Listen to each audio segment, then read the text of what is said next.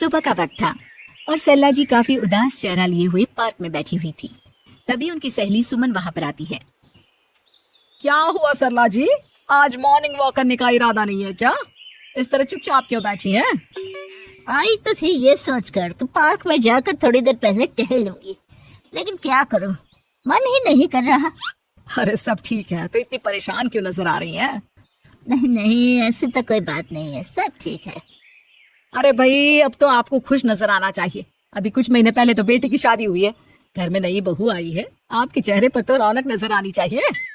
अरे छोड़ो भी, आजकल की बहुओं के बारे में क्या बताऊं आपको।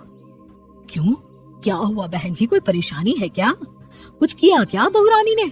अरे भाई, अभी तो शादी को 6 महीने हुए हैं। अब आपसे क्या छुपाना, आप तो जानती है मेरे बेटे ने लव मैरिज की है और मुझे ना इन लव मैरिज वाली बहुओं पर बिल्कुल भरोसा नहीं। ना जाने कब मेरे बेटे के कान भर दें। अरे लेकिन सरला जी, आपके बहू बेटा तो आपके साथ ही रहते हैं, फिर आपको इस बात का डर क्यों है? पता नहीं क्यों बहन जी, अभी तो मुझे अपनी बेटी दीपाली की भी शादी करनी है। बस इसी बात को सोचकर परेशान रहती हूँ। ये लव मैरिज वाली बहू पता नहीं कितने दिन परिवार में एडजस्ट कर पाएगी। कल को अगर बेटे को लेकर दूसरी जगह चली गई तो क्या होगा? अरे हाँ, याद आया, दीपाली तो दिल्ली में नौकरी करती है ना? हाँ हाँ, बहुत अच्छी नौकरी लगी है उसकी। और आप किसी से कहना मत, अपने ऑफिस में साथ में काम करने वाला कोई लड़का उसे बहुत पसंद है, बता रही थी मुझे। लेकिन अभी तो आप कह रही थी कि आपको लव मैरिज और इन सब में भरोसा नहीं है। अरे तो क्या हुआ, जहाँ बेटी खुश रहे वहीं मैं खुश हूँ। और वैसे भी बेटी को तो दूसरे घर जाना है, वो लोग जाने और उनकी बहू जाने, मुझे तो बस अपनी बेटी का ब्याह करना है। अच्छा अच्छा, ठीक है ठीक है, जैसी आपकी मर्जी।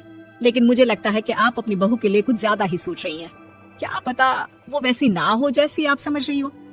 सरला जी अपनी जगह से उठते हुए कहती है। अब ये तो भगवान जाने, बस मेरी बेटी दीपाली की शादी उसकी पसंद से हो जाए तो मैं गंगा नहा लूं। चलिए बहुत देर हो गई है, मैं भी अब घर जाती हूँ। अच्छा अच्छा ठीक है, मैं भी चलती हूँ। अगले दिन जब सरला जी अपने घर पर बैठकर चाय की चुस्कियां ले रही थी, तभी उनकी बहू वहाँ पर आती है।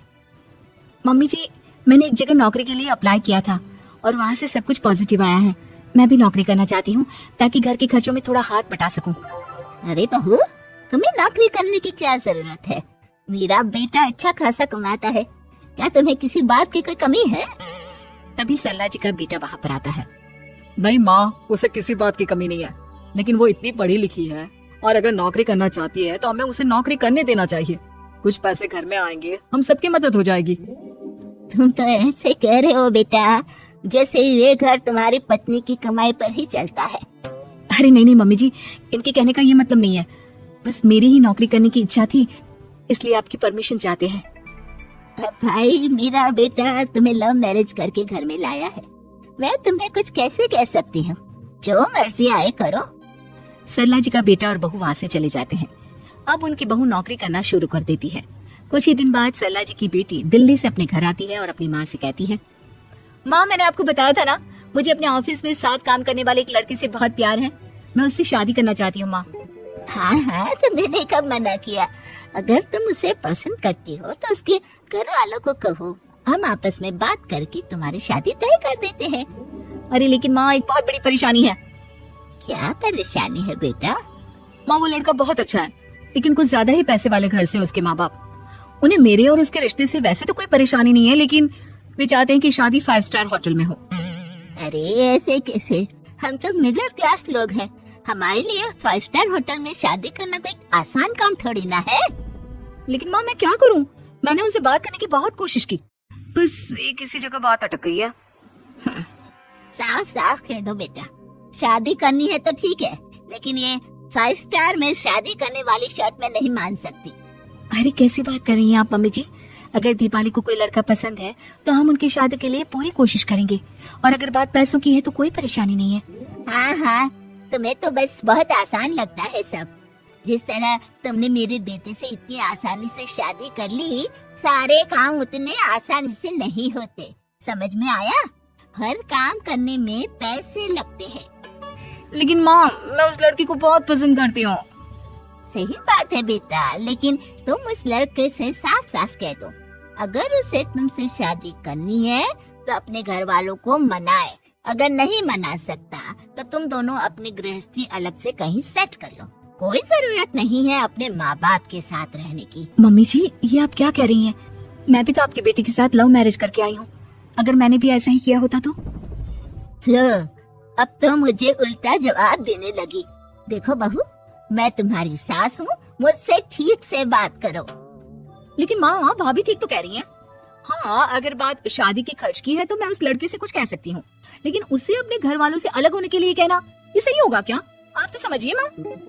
और वैसे भी मम्मी जी, मैंने कुछ महीने पहले जॉब करना शुरू कर दिया था और अपनी पूरी सैलरी बचा कर रखी है। अब चिंता मत कीजिए, मैं दीपाली की शादी में कोई कमी नहीं होने दूंगी।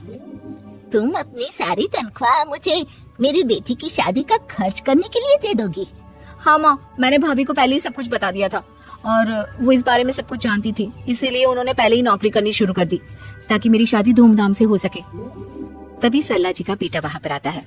देखा माँ, जैसा हम हर समय समझते हैं वैसा होता नहीं है। आपको लव मैरिज करने वाली बहू से नफरत थी ना, लेकिन अपनी ही बेटी की लव मैरिज पर आपको कोई एतराज नहीं था। ये तो गलत बात है ना। हाँ बेटा, सही कह रहे हो तुम। बहू, मुझे माफ कर दो, मैंने तुम्हारे बारे में गलत सोचा। आज से मैं बहू और बेटी में कोई फर्क नहीं करूंगी और अपनी लव मैरिज वाली बहू से तो बिल्कुल नफरत नहीं करूंगी।